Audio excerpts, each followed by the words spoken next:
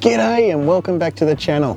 Today's just a quick video on how to check over a small, in this case a 4-stroke, but it could be a 2-stroke.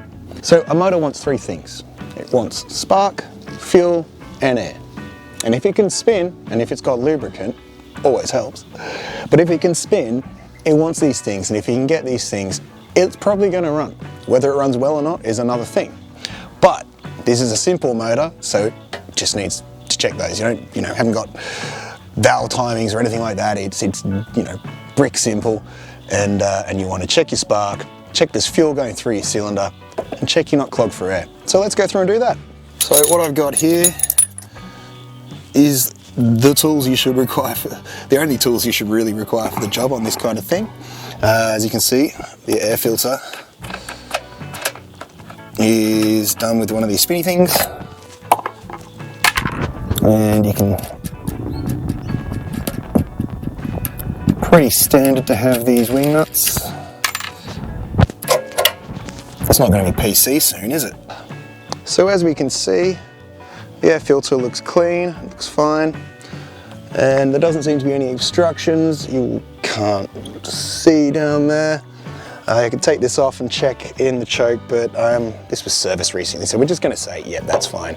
If it wasn't serviced recently, you would want to have a look and see if there's anything clogging up your carburetor and choke. But as a first port of call, generally, given how well they are sealed up, blonde moment. As a first port of call, generally, given they are sealed up, these air boxes reasonably well, and if it is sealed up reasonably well, I would have a quick look, make sure it's not wet or damp or covered in filth, and I would move on from there. So look in the fuel. Yep, we've got fuel in there. You can see that there. So then we need to check our spark. And the way you do that is you get yourself a 21mm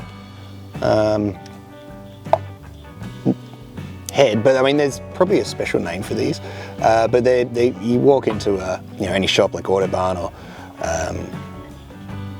whatever, Super Cheap or whatever, and get yourself one of these, keep it in your toolkit, and a couple of extensions, because that will do you well.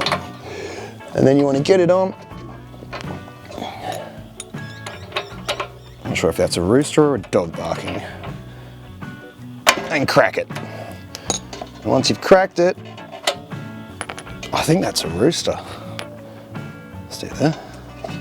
Once you've cracked it, you've just got to get access to it.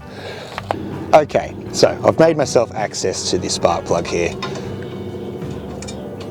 And we're going to take out this plug, and hopefully there'll be no corrosion or anything like that.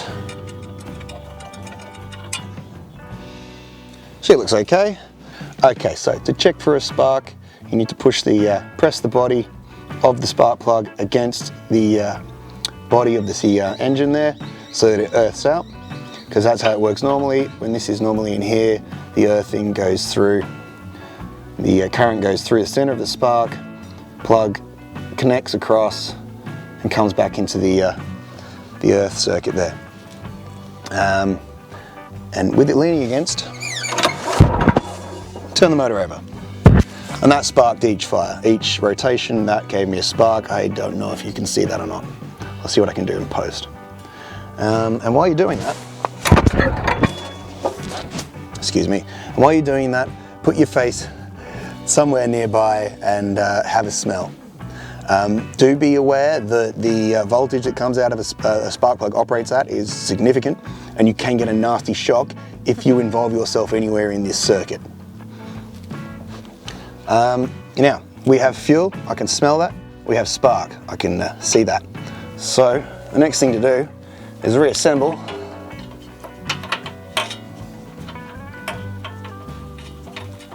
Depending on the design of your engine, you may find it easier to put the spark plug in by hand, or you may find it easier to put it into your head with the little rubber thing in, and that'll hold the spark plug nicely for you. It really depends on how your spark plug is situated. So that's on there. twisters around. Oh, no, twist it on there. That did. Okay.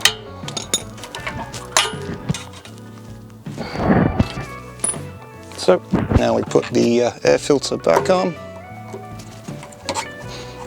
You could check it just as like this, but it's probably better practice to put the cover back on as well. Help avoid any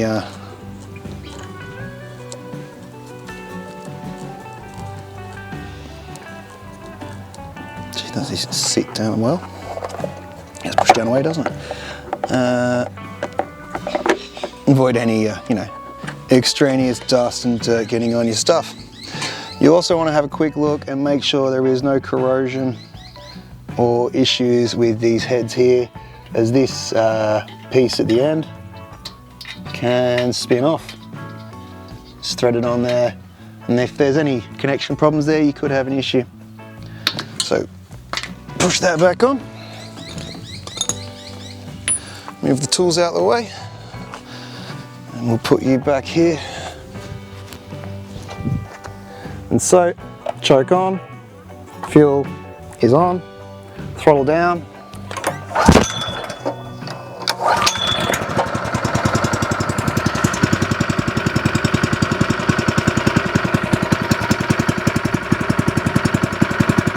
Choke half.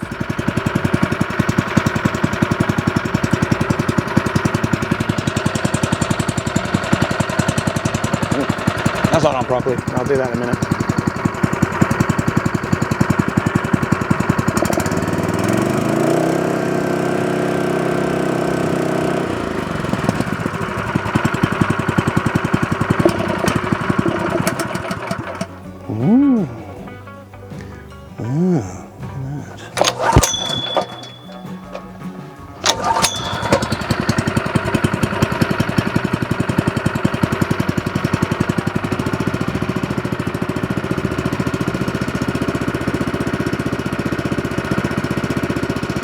Just got to warm up a bit.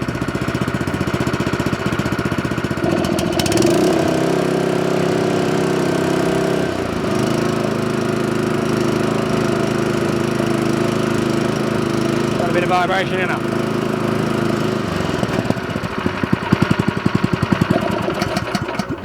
And she's not happy on the re-throttle. Anyway, that is a separate problem, and we'll have to get into that. But she starts, and that's how you get a simple motor to start. If you need to check over these things, that's the three things you need to check: spark, air, fuel. If you've got those and you've got a firing motor, it should go. Well, it looks like I've got a bit more work to do with this motor, but that'll do us for now. Thank you for watching, and stay well out there.